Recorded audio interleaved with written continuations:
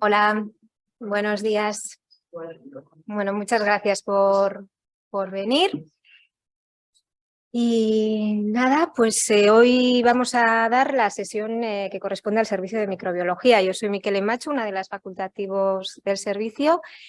Y bueno, pues en esta ocasión, esta sesión la van a dar mis compañeros Silvia Velasco y José Méndez. Y bueno, va a tratar, pues bueno, como dice el título, ¿no? de un poco de la actualización del diagnóstico microbiológico, para que bueno, pues sepáis lo que hacemos actualmente y lo que bueno, nos gustaría también hacer en un futuro.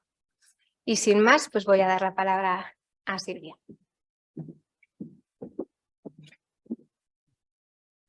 Buenos días a todos. Como ha dicho mi compañera Miquele, el objetivo de esta sesión es dar a conocer un poquito más en el hospital el servicio de microbiología, contaros un poco también cómo trabajamos, qué es lo que hacemos y qué es lo que podríamos hacer. Este es el guión que vamos a seguir. En primer lugar, una breve introducción.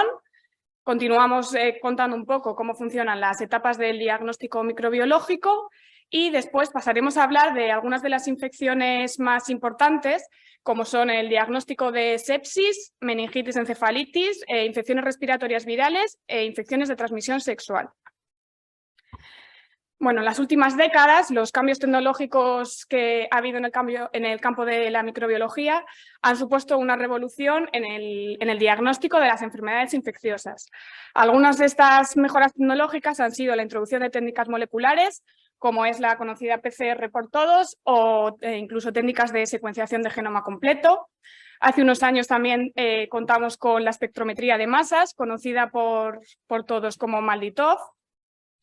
Y bueno, al final vemos que el diagnóstico microbiológico va a tener un gran impacto en la atención del paciente precoz e individualizada, sobre todo en aquellos pacientes con infección grave. ¿Qué va a suponer instaurar un tratamiento precoz y adecuado en los pacientes? Va a reducir la morbimortalidad de los pacientes, además vamos a reducir costes. Esto es algo que no se ve, pero un tratamiento adecuado va a suponer reducir costes tanto hospitalarios como farmacéuticos, así como acortar las estancias hospitalarias. Además, vamos a conseguir un adecuado control de las bacterias multiresistentes. Las etapas del diagnóstico microbiológico. Tenemos 3 etapas, que es etapa preanalítica, etapa analítica y etapa postanalítica. La etapa preanalítica ocurre en la consulta del médico, una vez que llega el paciente y el médico solicita las pruebas que considere.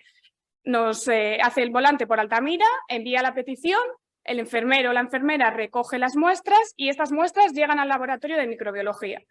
Una vez en el laboratorio, estas muestras se van a recepcionar en el sistema informático, se reciben y pasaríamos a la fase analítica, a la etapa analítica. La etapa analítica incluye todo el procesamiento de las muestras, pues inoculación en medios de cultivo y demás. La etapa final será la etapa posanalítica, que consta de la validación definitiva de los resultados e emisión de los informes. Un punto muy importante de la fase preanalítica va a ser la recogida de muestra. La calidad de los resultados que emitimos desde el laboratorio de microbiología va a depender en gran medida de la calidad de las muestras que recibimos. Por eso es importante que cada muestra venga en su recipiente adecuado. Por norma general, la mayoría de los cultivos de bacterias y hongos se pueden recoger en torunda seca o torunda con medio de transporte, pero siempre que sea posible es mejor recogerlo en un recipiente estéril, como este de tapa roja, o uno más pequeñito si son líquidos estériles, como este. Si lo que queremos, lo que nos solicitáis es un cultivo anaerobio de microorganismos anaerobios, lo ideal es que la muestra venga recogida en recipientes aptos para estos microorganismos que conservan la viabilidad, como pueden ser estos que vemos aquí. Los que disponemos en este hospital es solamente la jeringa, ¿vale? Siempre que queráis cultivo de anaerobios, si sea un absceso, cualquier líquido estéril, nos lo podéis mandar con la jeringa. Importante, no nos lo mandéis con la aguja, que sí que nos pasa a veces que llega la jeringa incluida la aguja. Para el estudio de virus tenemos unos recipientes específicos con medio de transporte viral, como son todos estos tres, conocidos por todos gracias al COVID. Este sería con medio de transporte inactivado y estos dos con medio de transporte viral normal. Estos nos sirven también para realización de antígenos. El de medio de transporte inactivado nos sirve para detección de antígenos. Los hemocultivos deben ser recogidos en frascos de hemocultivos, aerobio y anaerobio, y lo ideal es que mandéis 3 extracciones de hemocultivos para aumentar la rentabilidad del diagnóstico. Y luego tenemos otros tipos de tubos específicos para IGRA, los tubos de cuantiferón, que son 4 tubitos de distintos colores, se deben enviar los 4 tubitos. Y el tubo Malva es específico para PCRs en sangre, ya sean cargas virales de VIH, hepatitis, detección de resistencias antirretrovirales o detección de parásitos como por ejemplo el paludismo. Todo esto debe ir en el tubo Malva. Importante, el tubo verde no es apto para microbiología, no sirve para los cultivos de micro porque contiene sustancias que pueden afectar a la viabilidad del microorganismo y es bastante frecuente en el laboratorio que recibamos líquidos estériles, alguna vez incluso líquido cefalorraquídeo en el tubo verde y que sepáis que afecta a la viabilidad de los microorganismos. ¿Qué consecuencias va a tener una muestra mal tomada, mal conservada o mal transportada? Pues una muestra mal tomada puede llevar a fracaso en el aislamiento del agente etiológico o al aislamiento de microorganismos contaminantes, que estos microorganismos al final pueden generar tratamientos innecesarios o inadecuados. ¿Cómo trabajamos en microbiología? ¿Cómo procesamos las muestras? Pues dependiendo del tipo de cultivos que nos solicitéis, del tipo de petición, vamos a seguir unos procesos u otros. En bacteriología, generalmente, las muestras sufren un pretratamiento, ya sea centrifugación, trituración o entre otros. Y lo que vamos a hacer es inocularlo en los medios de cultivo que nosotros consideramos que son necesarios. Estos medios de cultivo se van a incubar a una temperatura y en una atmósfera adecuadas para que al final, después de la incubación, en 48, 72 o 7 días, depende de la muestra que sea, podamos realizar identificación y valorar e informar definitivamente el informe. Aquellas muestras con petición de virus o técnicas moleculares siguen un proceso un poquito distinto. Todas estas muestras van a ir para PCR y la PCR consta de varios pasos. El primero de ellos es la extracción del material genético, DNA o RNA, dependiendo del material genético que tenga. Una vez que tenemos ya la extracción del material genético, lo que vamos a hacer es una amplificación de ácidos nucleicos, la famosa PCR. No es más que una amplificación del material genético. Y otras técnicas moleculares que podríamos aplicar es secuenciación masiva, secuenciación del genoma completo de la bacteria o del virus y posterior análisis de todas estas secuencias que nos puede aportar también mucha información. En el laboratorio de micro tenemos también pruebas rápidas, realizamos pruebas rápidas como pueden ser gramo urgente, un chill urgente para detección de tuberculosis. Detectamos antígenos por inmunocromatografía o por inmunofluorescencia, como el antígeno de Clostridium difficile, de Piógenes, Plasmodium. Y también tenemos técnicas moleculares rápidas, como puede ser la PCR de COVID o gripe o la PCR para detectar Mycobacterium tuberculosis. El objetivo final del procesamiento de las muestras no va a ser más que conseguir identificar el microorganismo causante de la infección. Y si conseguimos identificar el microorganismo, también vamos a poder determinar rápidamente los mecanismos de resistencia. Esto nos va a permitir instaurar el antibiótico más adecuado.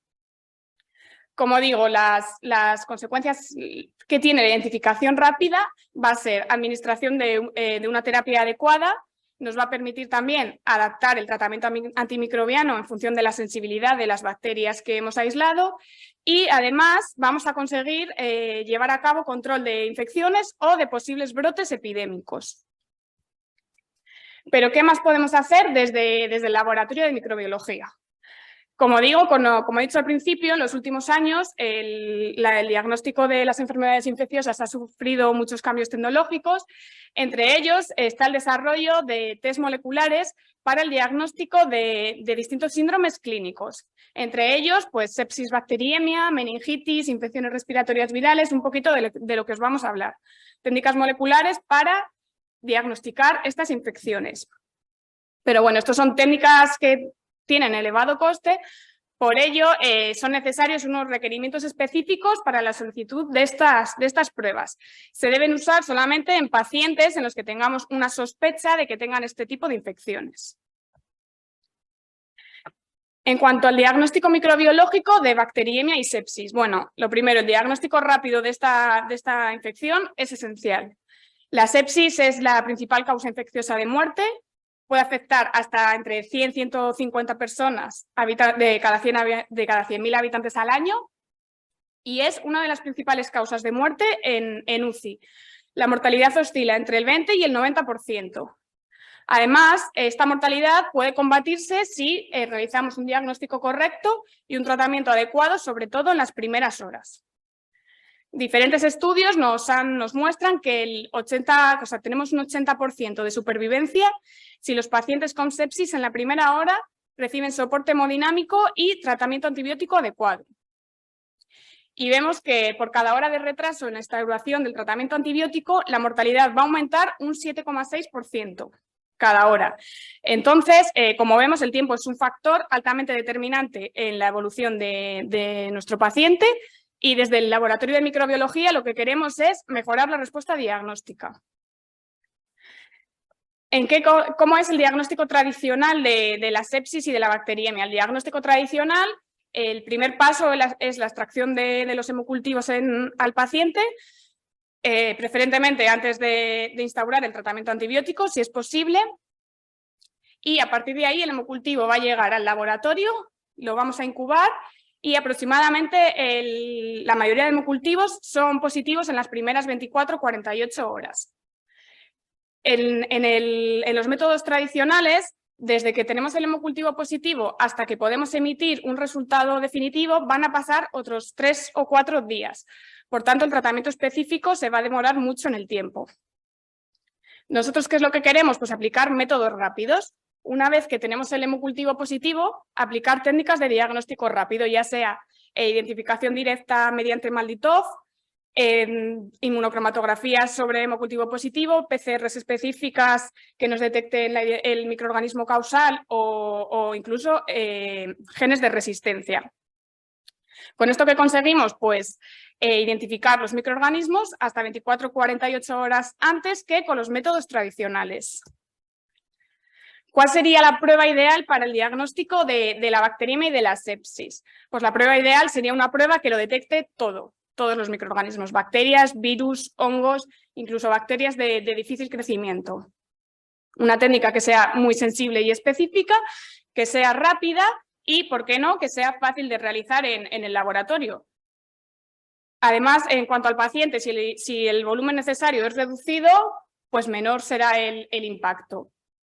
Y en cuanto a los antibióticos, si somos capaces de que con la misma técnica detectemos resistencias, pues podremos instaurar un tratamiento adecuado en el momento.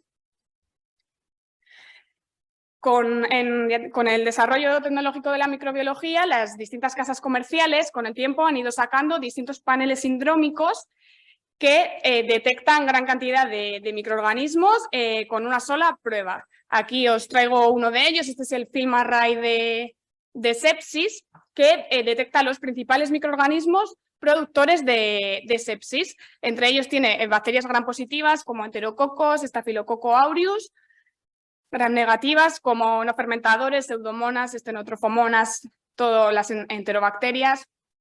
Detecta también varias levaduras. Y en el mismo panel podríamos detectar mecanismos de resistencia, como por ejemplo el gen MECA o MECC, que codifica resistencia a meticilina en Staphylococcus aureus, genes de resistencia que codifican BLES o incluso también carbapenemasas como la OXA48 o la KPC. Esta prueba se realizaría desde el hemocultivo ya positivo y el tiempo que tardaría en realizarse sería aproximadamente de unas 2 horas, más o menos. Pero el gol estándar sigue siendo el hemocultivo tradicional. ¿Por qué? Porque es de fácil obtención, nos va a permitir obtener la cepa viable que es necesaria para realizar el antibiograma y determinar la sensibilidad a los antimicrobianos. Es el único método con el que vamos a conseguir obtener la CMI. Además, bueno, como he dicho, la mayoría de los hemocultivos, más del 90%, son positivos en las primeras 24 horas.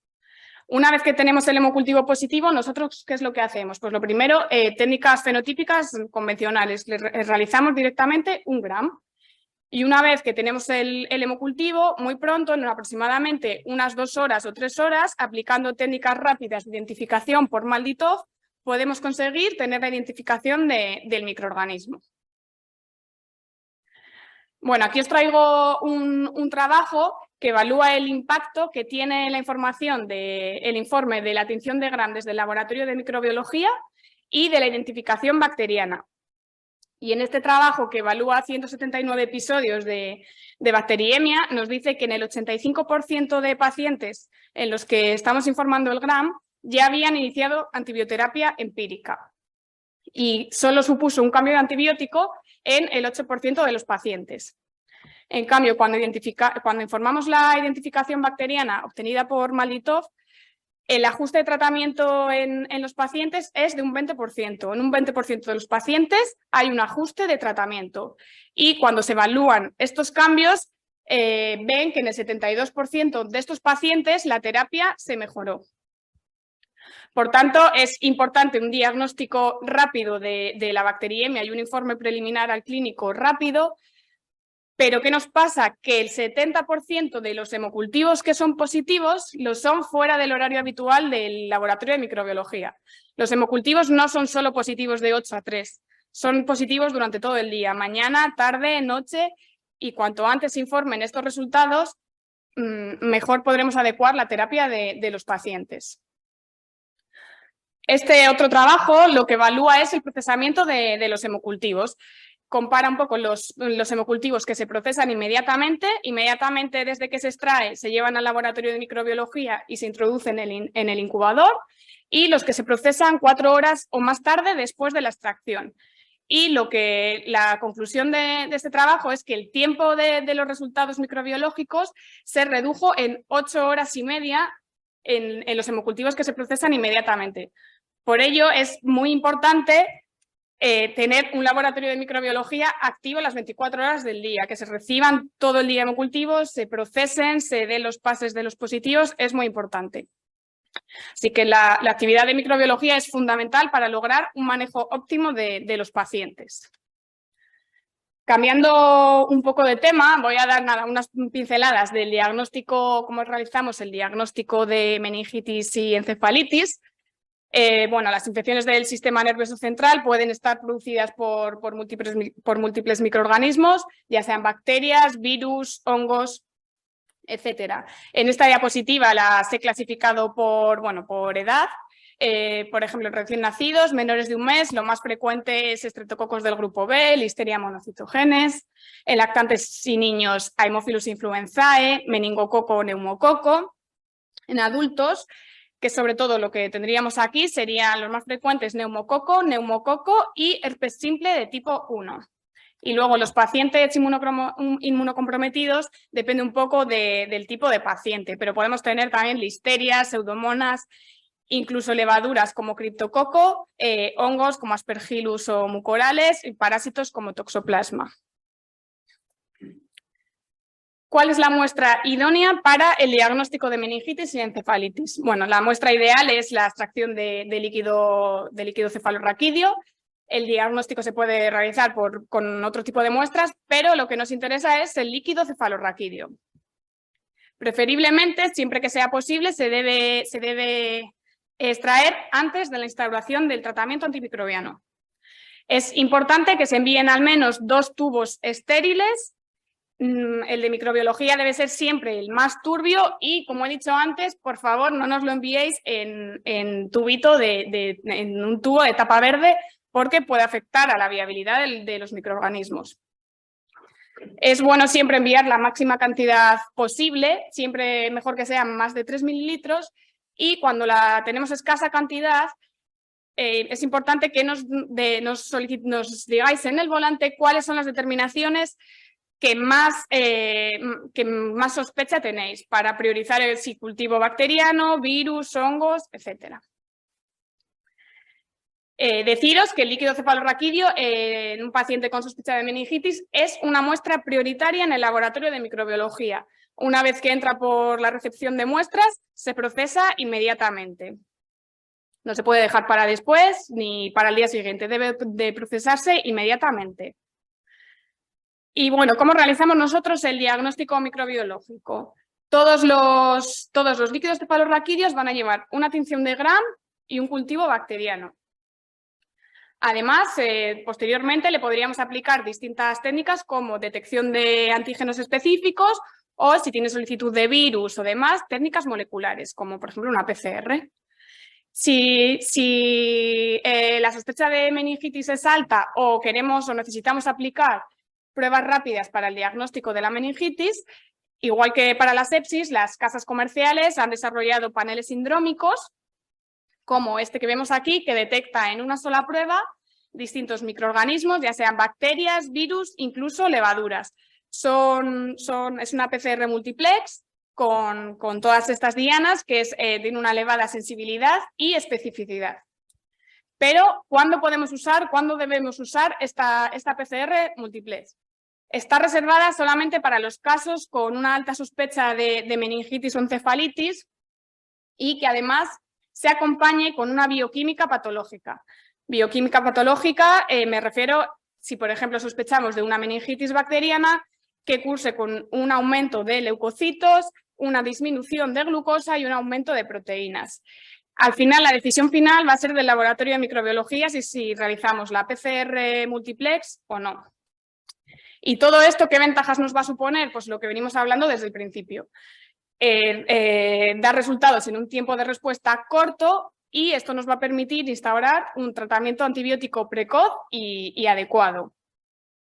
Y ahora doy paso a mi compañero José, que os va a seguir contando un poquito lo que hacemos.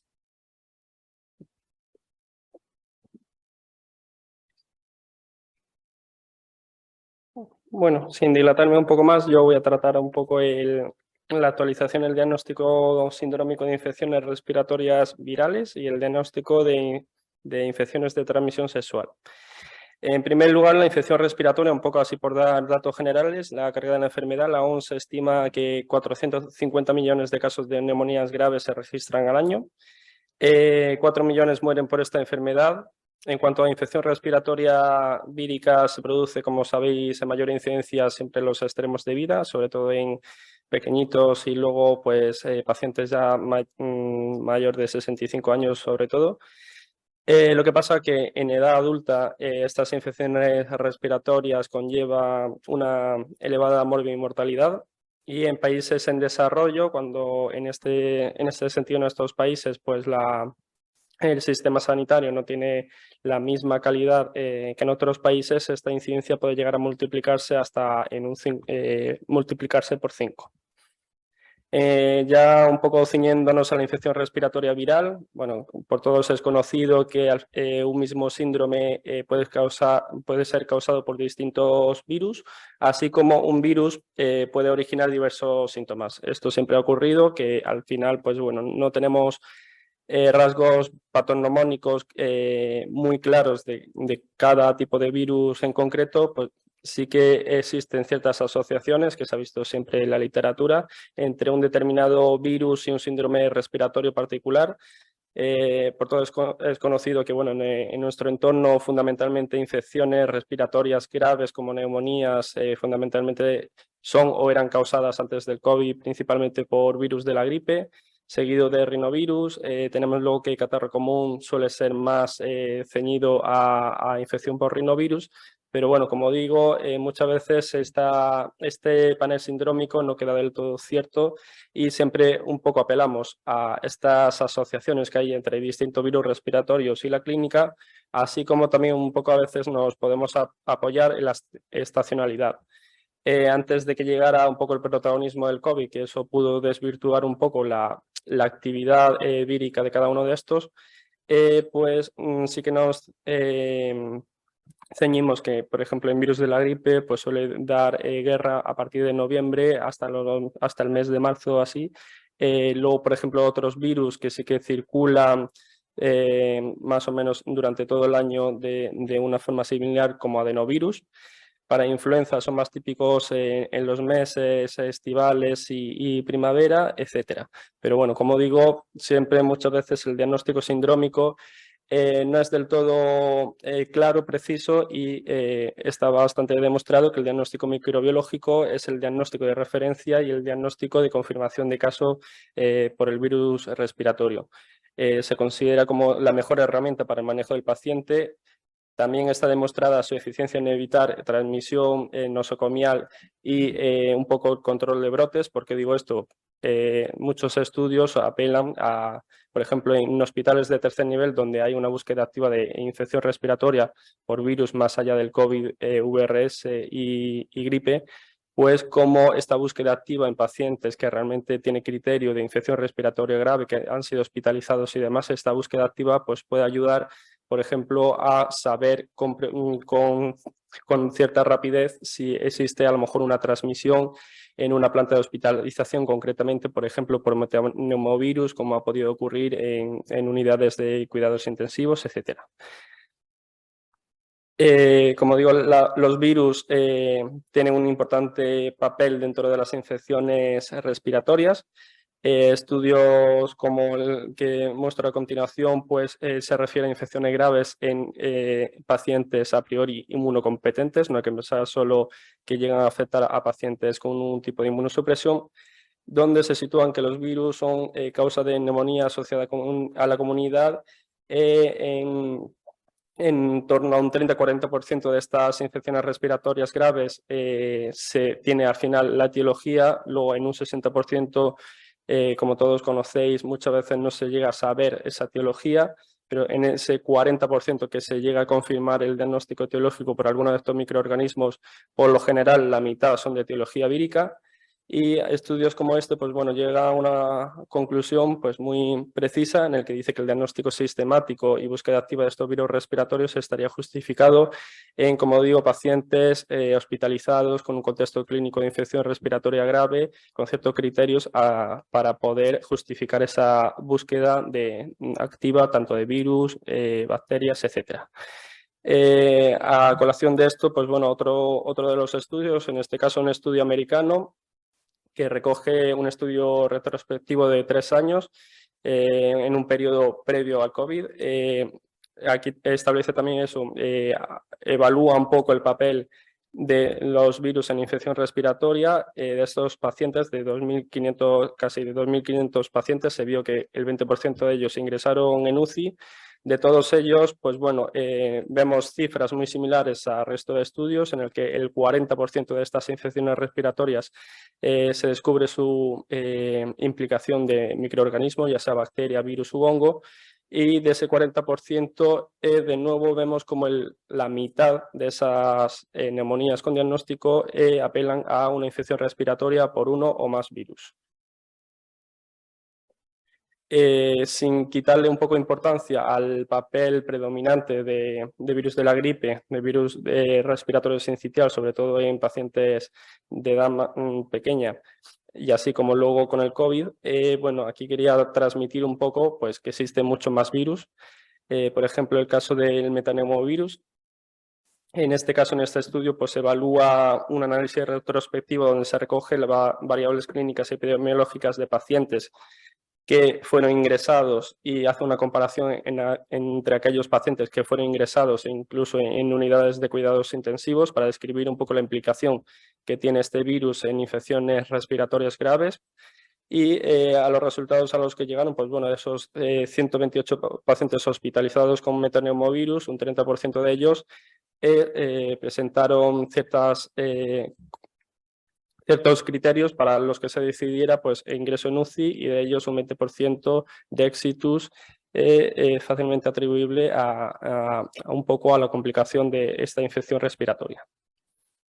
Y por otro lado, transmitir, pues bueno, lo que lo vimos en el caso coloquial cuando decían los medios de comunicación lo del florona, que parece que cuando nosotros diagnosticamos o damos informe de un microorganismo que pudiera estar implicado, se le pudiera atribuir a ese contexto clínico, pensamos que no pudiera haber una coinfección. Es decir, esto ocurre y es la realidad. La coinfección por virus, así como coinfección vírica y bacteriana, incluso con hongos, ocurre. En este estudio observacional, bueno, esto, como veis, me pareció interesante coger estudios previos al COVID para no por restar importancia, pero sí para demostrar que sí que el papel de otros virus no es desdeñable. En este caso, en este estudio, pues bueno, se vio como el virus más predominante era el virus de la gripe, como sabéis, seguido de rinovirus, pero bueno, en un 30% de estas neumonías se vio una coinfección viral. En este caso, en este estudio, pues bueno, la mitad hubo una coinfección de virus y bacterias y un 30% de ellas sí que fueron asociadas tanto a este virus como a otros que parece que no pueden dar tanta patología respiratoria, pero que en algunos casos sí que se describe, como es el citomegalovirus o virus del herpes simple. Cuestiones a valorar en cuanto al diagnóstico sindrómico de infección respiratoria en base a todo lo que he comentado. Pues bueno, es cierto y todos sabemos que signos y síntomas muchas veces son difícilmente indistinguibles. También es cierto que el tratamiento para una infección respiratoria es fundamentalmente sintomática, ya que solo hay tratamiento dirigido específicamente frente a virus de la gripe y también se ha evaluado algunos tratamientos frente al virus respiratorio sincitial. Entonces, en colación a todo esto, pues bueno, muchas veces esto es debate entre clínicos y microbiólogos, que todas las opiniones son ciertas, pero bueno, esa actitud, ese debate clínico de si damos por merecida la importancia de la etiología vírica en las neumonías. Como punto a favor, pues bueno, el gran avance, como ya ha comentado mi compañera Silvia, el gran avance de las técnicas moleculares ha podido un poco definir, pues en otros contextos, así como en el de infección respiratoria vírica, y definir o aumentar esa precisión en el diagnóstico etiológico. No solo el avance de estas técnicas, sino la aparición de paneles sindrómicos, es decir, tenemos PCR rápidas para los virus más prevalentes, como son gripe, COVID y VRS, pero bueno, luego existen otras plataformas de PCR múltiples que tienen más dianas e incluyen muchos más virus, así como en otras patologías, pues casos diferentes. Todas estas presentan una elevada sensibilidad y se ha visto pues, que gracias a ellas ha habido un aumento en el número de coinfecciones que a lo mejor eso antes no se consideraba y ahora con estos paneles pues cada vez está más de moda. Al final, en definitiva, lo que quiero transmitir es un poco pues, lo que podemos aportar y lo que se trabaja habitualmente. Como sabéis, pues, bueno, PCR rápidas, siempre que esté justificado, pues tenemos para búsqueda de COVID, gripe y VRS, pero adicionalmente al diagnóstico de estos virus más prevalentes, existe también la posibilidad de un diagnóstico molecular sindrómico del resto de virus respiratorios, como todos los que vienen a continuación, adenovirus, metaneumovirus, enterovirus, para influenza tipo 1, 2, 3 y 4, bocavirus, rinovirus, que es importante, y otros coronavirus estacionales. Que esta técnica, pues bueno, nuestros compañeros de Valdecilla de microbiología pues la tienen en su laboratorio y aquí pues activamente desde inicio del pico estacional a partir de noviembre pues sí que hemos un poco insistido en esa búsqueda activa, siempre que el clínico pues, nos solicite una infección diagnóstico de infección respiratoria viral, que sea un paciente con criterios para poder hacer esta búsqueda activa, paciente hospitalizado, crítico, con ciertas comorbilidades, nuestros compañeros en Valdecilla lo hacen, nosotros siempre damos esa opción. Pero la limitación que tenemos nosotros es que esta PCR, pues bueno, a día de hoy nosotros no la tenemos, ese panel sindrómico. Sí que esto está hablado con dirección médica, pero bueno, estamos un poco a la espera, ya más de 2 meses, a ver si, pues bueno, la pudiéramos tener. Si no, pues contamos con esa limitación que tenemos a día de hoy, de que al final el envío de estas muestras pues bueno, se demora 24 horas más mínimo y coincidiendo con picos estacionales donde la carga asistencial pues en Valdecilla pues, es más elevada, al igual que en otros hospitales, muchas veces este resultado se demora incluso hasta 72 horas después. Entonces, en ese contexto pensamos, dar ya un resultado 72 horas después tiene alguna implicación, cuando ya sí que el debate clínico muchas veces es dar el diagnóstico etiológico vírico en una neumonía es importante. Pues bueno, pensamos que sí.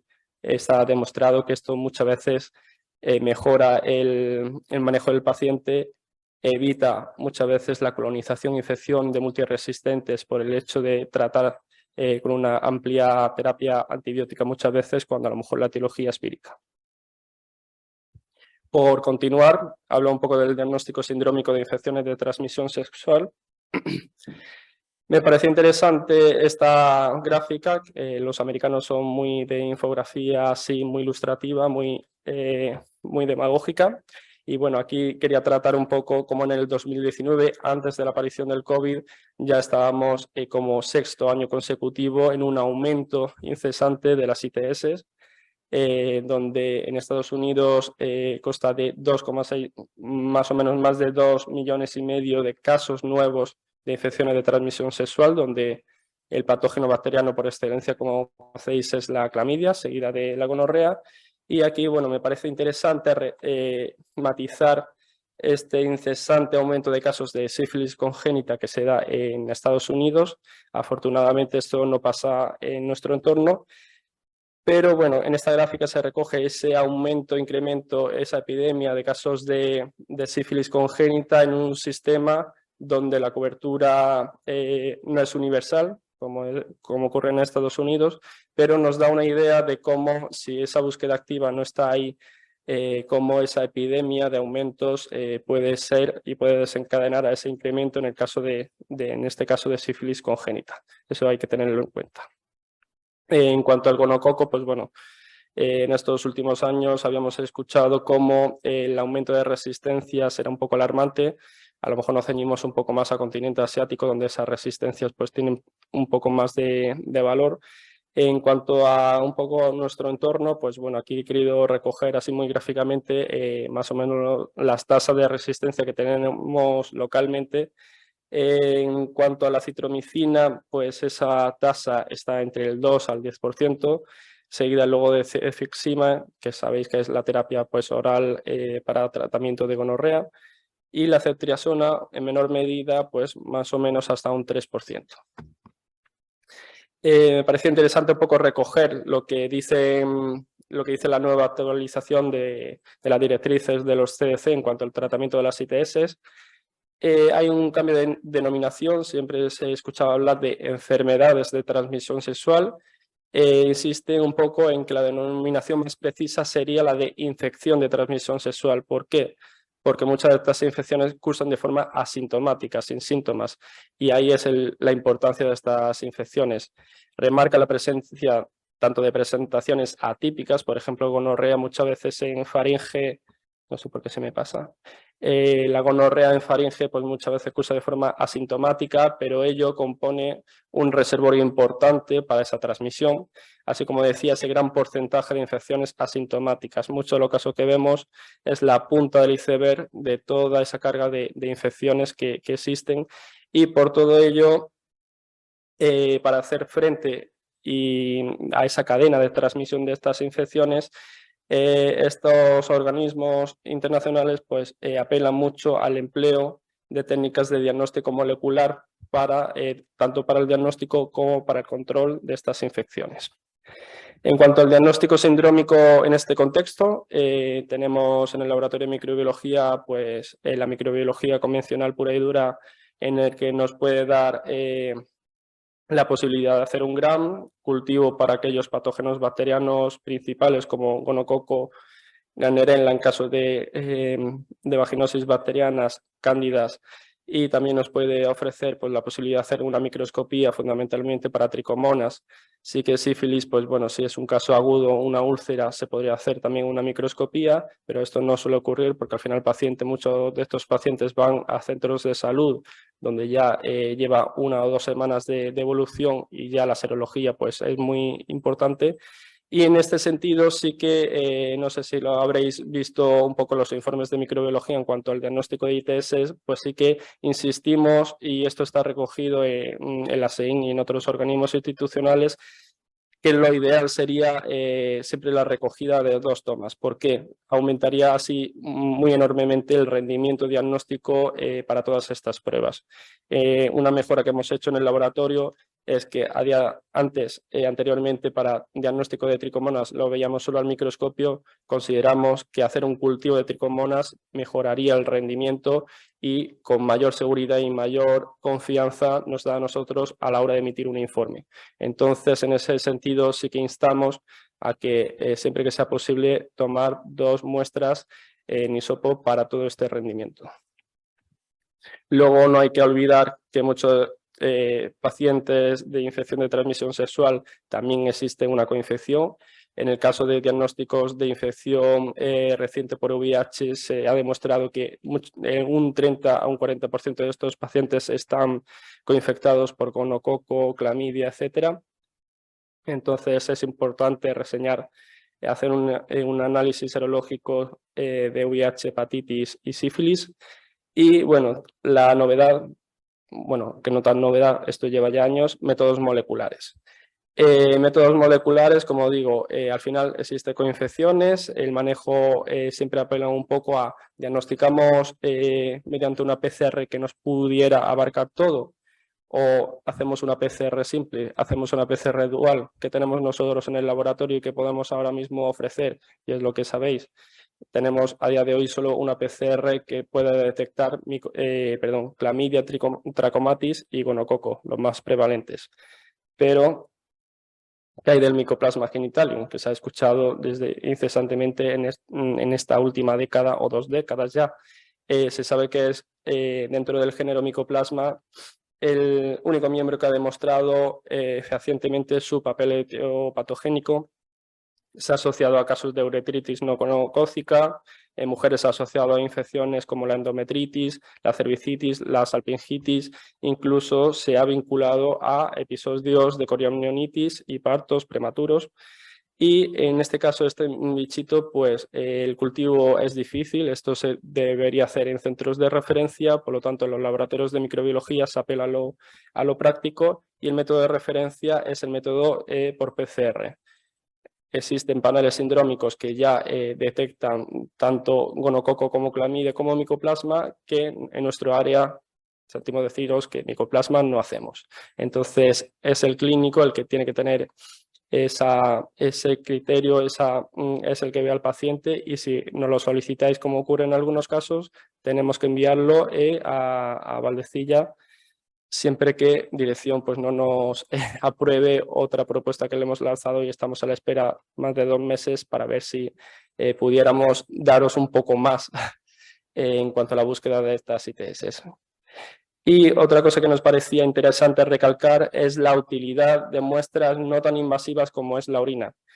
Esto ya ha sido demostrado desde hace mucho. La orina principalmente la primera orina de la mañana, que es la que está más cargada, por así decir, de esos bichitos en caso de que el paciente lo tuviera. En el caso de clamidia trachomatis sí que se ha visto que la sensibilidad y la especificidad en hacer una PCR de estos patógenos en orina es equivalente a la PCR de clamidia trachomatis tanto en varones como en mujeres para diagnóstico de uretritis, cervicitis, etc. Para el caso del gonococo, la orina en varones, esto se pasa, la sensibilidad y especificidad para PCR en orina es muy similar a la PCR, es muy similar al rendimiento de PCR en exudado uretral. Sí que en mujeres esa sensibilidad en orina es un poco inferior que a la de endocervical, que sería la muestra de referencia.